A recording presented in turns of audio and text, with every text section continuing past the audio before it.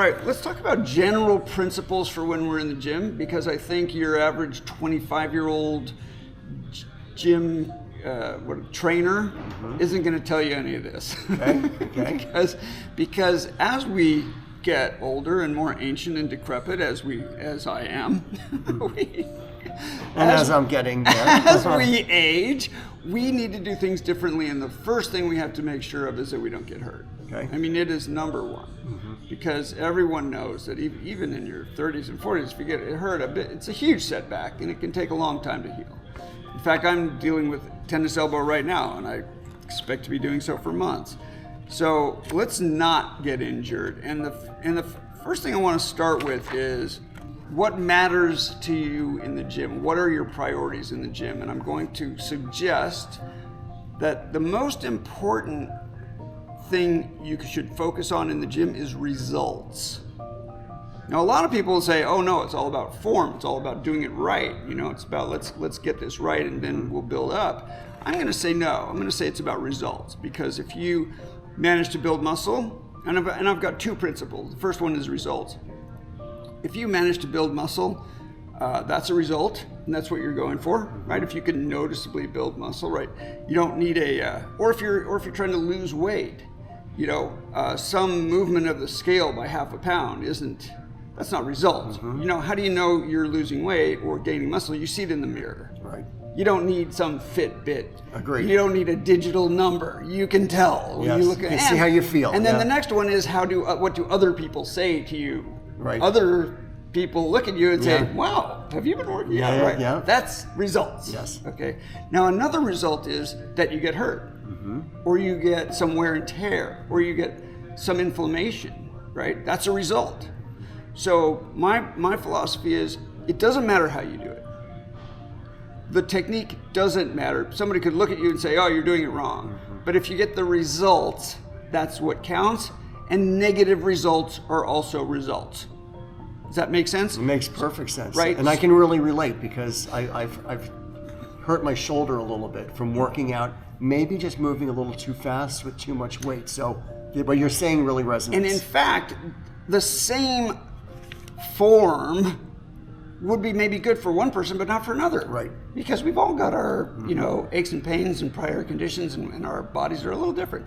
So don't worry about form, worry about results. Okay. If you're honestly, I'm in the gym every day, and you go to, and what you see is people moving the weights up and down like it's a Disneyland, like it's a theme park. Like, oh, I'll go to that one and make those weights go up and down. Oh, look, I can climb into that and I can make these weights. Oh, look at that, I'm making things go up and down, right? But they're not thinking about, like, if you want to build a particular muscle, you have to really stress and tear the muscle fibers for it to then you have to let it heal and regrow, and that's part of your workout, right? If you come back and stress it again too soon, or you don't give it the protein it needs and so forth, that's all about results. You could spend years in the gym making things go up and down and having a good time and have really nothing to show for it. In fact, it could be more wear and tear than anything else, right? So results count. And when you're in the gym, you need to remember that you're building on a series of S curves. If you stress and tear the muscle fibers, with a deep stress and stretch and total failure, so you can't go anymore, then that's going to, over the next 2 to 3 days, build up, cause your muscles to repair themselves and get bigger, right? If you don't take advantage of that and do nothing and go on vacation and sit by the pool for a week, then you've lost that. Your muscles aren't going to stay big. Why would they? Right? There's no stimulus coming, right? So you've got to. The way we build muscle is we tear the muscle fibers. We get enough protein, we rest, and then they're up, and then we do it again. And so we go on the next S curve, and the next S curve. And these are small, but that's how you build muscle over time, right? And if you wait too long, you'll just go up and down in the same path. You'll just be rebuilding the same muscle and then losing it. At the same time, if you go the next day and do the same thing, your muscles won't have a chance to build. So now you're just mostly tearing down. Okay. So results are first, and then the second principle is efficiency. When you're in the gym, ideally, you're not there socially. You're not there to look at your phone and have a good, and relax. You're there to spend every single second of the gym getting the results and then leaving because you got other things to do. Right? So if it takes you an hour and a half to do something that I could help you do in 45 minutes, same result, the efficiency counts because you've got other things in your life. So I want people to think about, all right, what's my plan? What's my day today? What are my goals?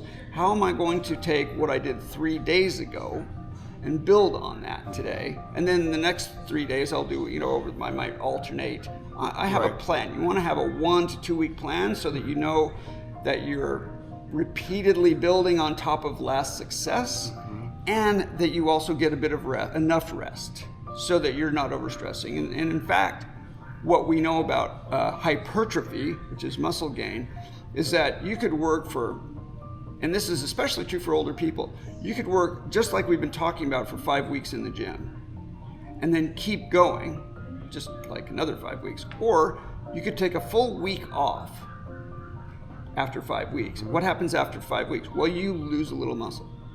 If you take a week off, you're going to lose a little muscle, right? You're on the down slope of that curve. But what happens, interestingly, is that your muscle remembers. And when you come back in the gym in week 6 or after you've taken a week off, it comes back much faster. Much faster. It remembers. And so you actually can take an entire week off if you do it right. That's better for everything. It can help your joints. It can help your schedule, right? So what we find is that 5 weeks on, 1 week off is about the same as 6 weeks on. Yeah. So you don't have to do as much as you thought if you do it smart. Right? Interesting, right? Yeah. It makes sense. Right. So there's a lot of these principles that we can learn that will help us be efficient. So it's about results and efficiency. That's what I focus on. Right. I won't overdo this, but I want to talk about concentric versus eccentric because this is it's actually something I found out 30 years ago, but people are just getting onto, which is that concentric is when you're moving the weight stack up. You're pushing against gravity somehow with the weights in your hands or some plates going up and down. And eccentric is when you're putting on the brakes, fighting it, slowing it down from dropping. All right, and I don't know if you've heard this, but eccentric is about twice as good at building muscle as concentric. So what happens too often, and I'll just use a bicep curl as an example, what happens too often is people will go up, say slowly and concentrate, and then they'll just kind of let it go. And then they'll start again. I think I'm guilty of that, That's how you don't build muscle. That's not going to give you the results you want. In fact, if someone else just took it up for you and all you did was resist going down slowly, you'd build muscle much faster than building it. Now, of course, we're also going to go up. But, and we're going to see it in the gym, that if you go up slowly and down very slowly with total control, you'll build muscle 2 times faster. Interesting. Yeah, so that's I look forward to implementing that.